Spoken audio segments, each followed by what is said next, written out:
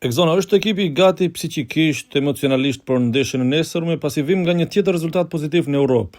Pavarësisht se u mërzitëm për mënyrën se si na iku nga duart fitoria të njëjtën kundër Jagiellonias.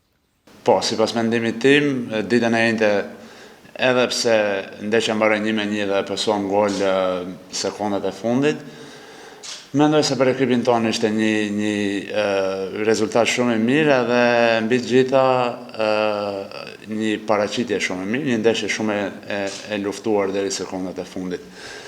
Tani kthehemi në kampionatin tonë, na pret një ndeshje që duhet patjetër të kemi një qasje të mirë. Lojtarët që do ta aktivizohen besoj se janë, siç thatë ju, psiqikisht, mendrisht gati për një ndeshje të luftuar shumë. Të hënën ndeshemi me Maqedonia Gjorçe Petrovin në duelin e gjyrës së 13 të elitës vendore. Dukemi gati që të lëmë anësh Europën dhe të qasemi kësaj ndeshje me seriozitet maksimal?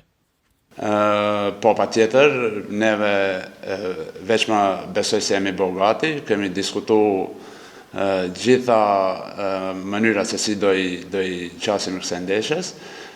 Ndeshje të njëjtës duhet lejet anësh dhe besoj se qëllimi dhe fokusi i ekipit tonë duhet jetë kampionatin tonë në ndeshjen duke filluar nga ndeshja e nesërme. Duket se kjo ndeshje bashkë me ngarkesën fizike më shumë kërkon përqendrim në aspektin mental. A keni folur brenda grupit për qasjen që duhet ta kemi, duke ditur se Maqedonia Gjorçe Petrov përballet me probleme serioze dhe shpesh rival si ky rezultojnë problematik nëse qasja nuk është, të themi, ajo e duhura?